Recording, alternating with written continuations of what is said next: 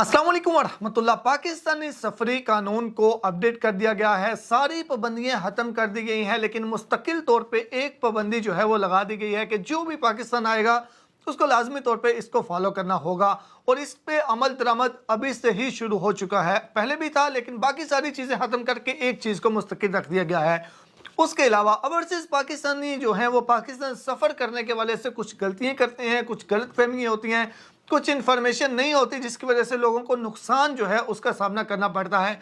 तो पाकिस्तान सफ़र के लिए जो सबसे ज़्यादा बेसिक सवाल पूछे जाते हैं या बेसिक जो लोग गलतियाँ करते हैं वो भी मैं आपको बताता हूँ कि आपको किन चीज़ों को लाजमी फॉलो करना होगा या कौन सी मेन चीज़ें हैं।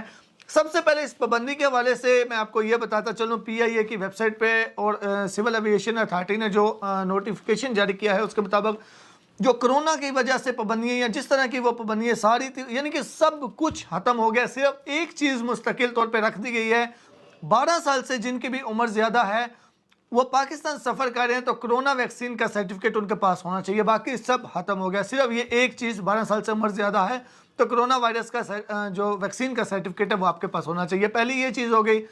उसके अलावा कुछ चीज़ें जो सबके लिए जाना बहुत ज़रूरी है, स्पेशली ओवरसीज़ पाकिस्तानियों के लिए।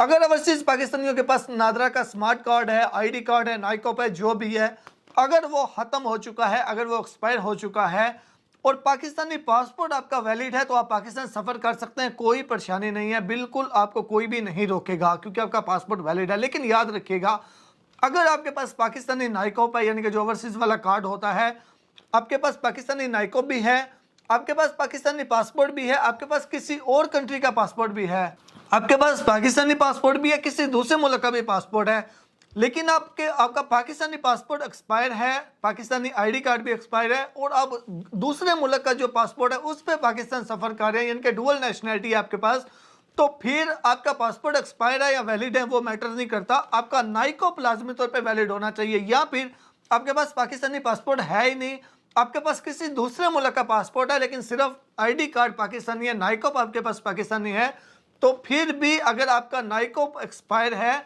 तो आप पाकिस्तान सफ़र नहीं कर सकते। लाजमी तौर पे उसका वैलिड होना ज़रूरी है क्योंकि आपके पास दूसरे कंट्री की नेशनलिटी है, आप दूसरे कंट्री के पासपोर्ट पे पाकिस्तान जो है वो सफ़र कर रहे हैं, ये चीज़ याद रखिएगा। आप दूसरे नंबर पे जो पाकिस्तानी है, जिनके पास ID कार्ड भी पाकिस्तानी है, पासपोर्ट भी पाकिस्तानी है, आपका ID कार्ड भी एक्सपायर हो चुका है, पासपोर्ट भी एक्सपायर हो चुका है और इमरजेंसी आपने पाकिस्तान आना है तो आप एक्सपायर्ड पासपोर्ट पे तो पाकिस्तान नहीं आ सकते। तो ऐसी सूरत में आपके पास दो ऑप्शन होते हैं।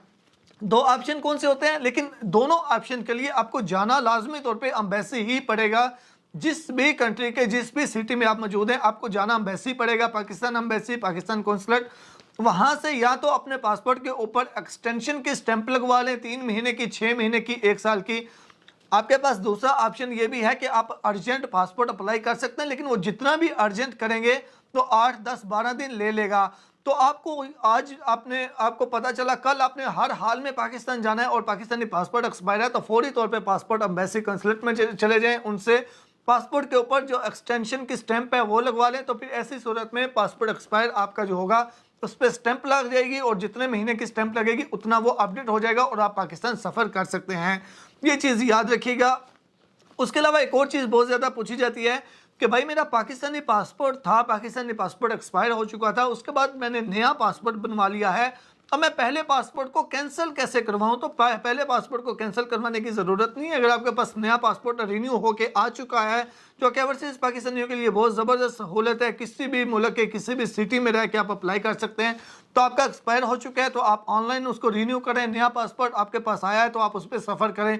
लेकिन सऊदी अरबिया वाले अपने सिस्टम में अबशर में जो नकल मालूमात है वो लाजमी करवा लें। नकल मालूमात नहीं होगी तो सिस्टम में, सऊदी हुकूमत के सिस्टम में ये शो करेगा कि आपका पासपोर्ट एक्सपायर है, तो वो आपको ट्रैवल नहीं करने देंगे। वो नकल मालूमात कफ़ील या फिर कंपनी से लाजमी करवा लीजिएगा। ये कुछ अहम चीज़ें थी जिनको जानना तकरीबन मेरे ख्याल में हर पाकिस्तानी के लिए ज़रूरी है। यहाँ पे एक और भी चीज़ बता दूँ, अगर आपका पासपोर्ट भी एक्सपायर है, ID कार्ड भी एक्सपायर है, तो तब तक आप अपने पासपोर्ट को रिन्यू नहीं करवा सकते जब तक आप अपने ID कार्ड को रिन्यू नहीं करवाते। पहले आपका ID कार्ड रिन्यू होगा, नया ID कार्ड आपको मिले या ना मिले वो एक अलग बात है, वो हो जाएगा फिर भी, लेकिन सिस्टम में वो लाजमी तौर पे अपडेट होना चाहिए।